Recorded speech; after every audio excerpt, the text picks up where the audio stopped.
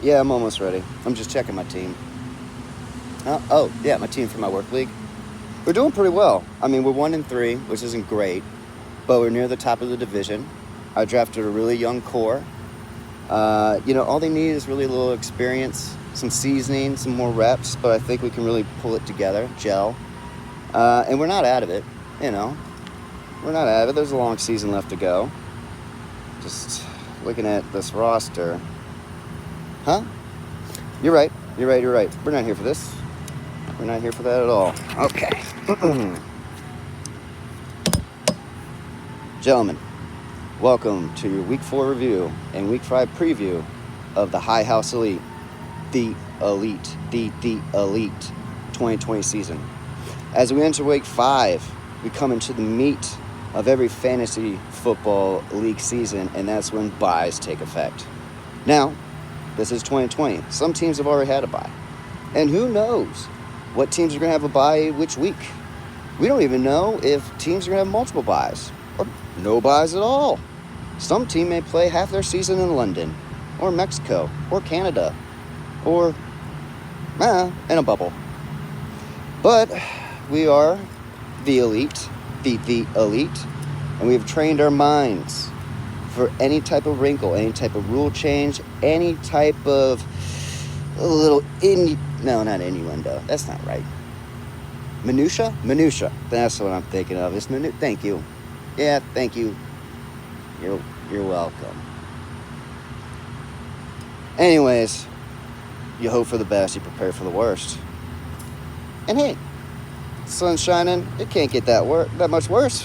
We're all in the mix. In fact, let's look at Week 4 and see what just happened. We start with our game of the week. HHE versus Snyder Adult Films. Snyder Adult Films came into this one unbeaten, but unfortunately they leave unbeaten no more. They fall 98.72 to 90.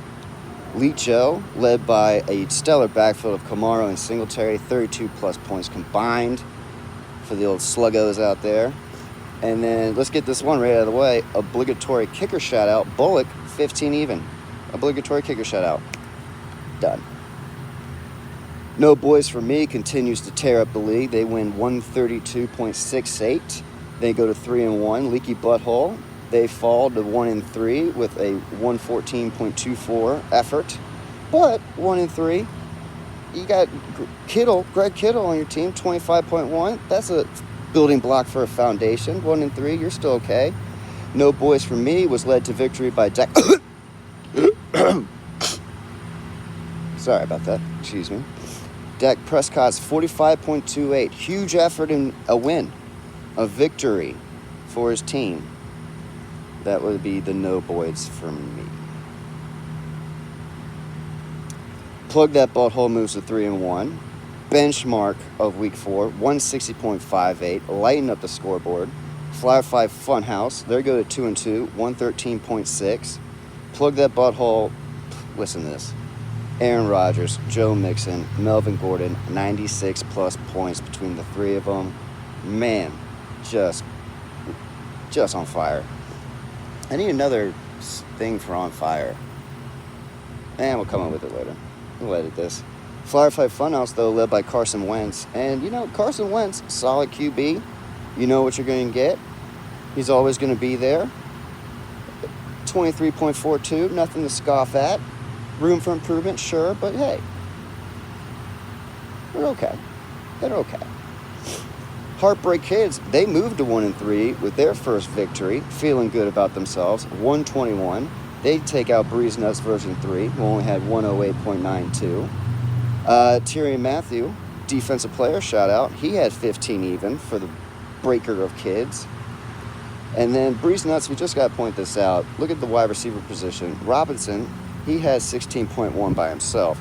The other two starting wide receivers combined 3.2, which is not good. It's just not good and concerning, especially if those other two receivers are named Devontae and Julio. Room for improvement there. But hey, that's okay. Long season. Sabotage gets the victory. They're 2-2, 128.22 over Hot Cheetos and Milk, 75.1. which is the low of the season so far. They're 0-4. Sabotage, led by Odell Beckham Jr.'s 33.4. And Hot Cheetos and Milk, their starting roster had 5 players, five players with 0 points. More on that later. Lastly, the fantasy football team moves to 2-2, 126.56 in a winning effort over Luck This Shit's 112.44. Both teams 2-2. Difference of the game, the fantasy football team's little flex combo, if you will, of Lamb, Davis, and Andrews, 55 plus points. Wide receiver, running back, tight end combo. But look at this shit, Dalvin Cook, stellar, 26.6. Covered half of that, over half of that, just one guy. Just needs a little help. Just needs a little luck, maybe. All right. Moving on to everybody's favorite segment, which is now sponsored by Diet Mountain Dew's Code Red Taste Explosion. Your tongue will hate you in the morning. And it simply goes to Hot Cheetos and Milk, their entire bench. Like, their entire bench, any other team's entire bench they could have used, anybody who's sitting on a park bench right now or a bench at a bus stop they could have used anybody. 5 players. And it's all right, buddy. It'll get better. You're better than this. I believe in you. Let's look ahead to week 5. Game of the week. No boys for me. Aforementioned, one of the teams skyrocketing up in this league. They're 3-1. They're going against Heartbreak Kids, 1-3. Both teams got a little bit of momentum headed into week 5. And you know what? Let's get some new blood in the game of the week. Let's spread the love around a little bit. Because we got some interesting games that are really going to sort of shake out who takes a step forward and takes a step back. And we'll just start with, and you're going to sense a theme in these next games. Lecho, they're 3-1. They're going against Sabotage, who is 2-2. Snyder Adult Films, who is 3-1. They go against Luck This Shit, who is 2-2. And Plug That Butthole, who is 3-1, goes against Breeze Nuts version 3, who are 2-2. A lot of people can take a big step forward. A lot of people could take a relatively step back. Other games, Leaky Butthole, 1-3.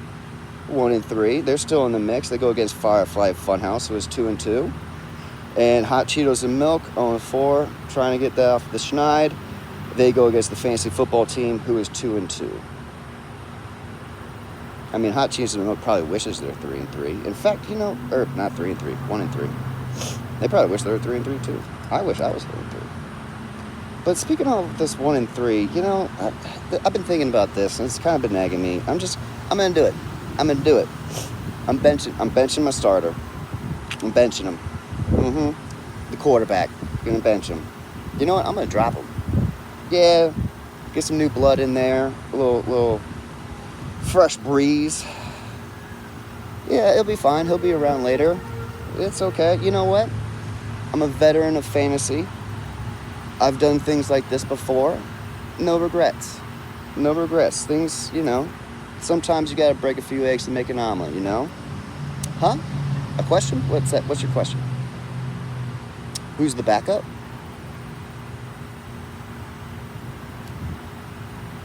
Fuck. Well, gentlemen, that has been your Week 4 review and your Week 5 preview of the High House Elite. The Elite. The Elite. Good luck. Godspeed. Rest in peace, Eddie Van Halen. You will be missed. And we'll see you down the road. Peace.